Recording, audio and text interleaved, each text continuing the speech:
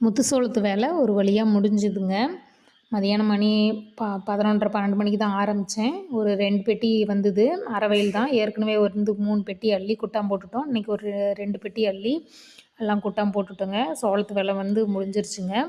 இதுக்கு மேல வந்து நம்ப அவங்களே மிஷின்காரங்க வந்து அவங்களே ஆள் கூட்டிட்டு வந்து அடிச்சுக்குவாங்க. நம்மளுக்கு வந்து இதுக்கு மேல சோளத்துக்கு வந்து வேலை இல்ல. காய வைக்கிறது மட்டும் தான் நம்ப வேலை.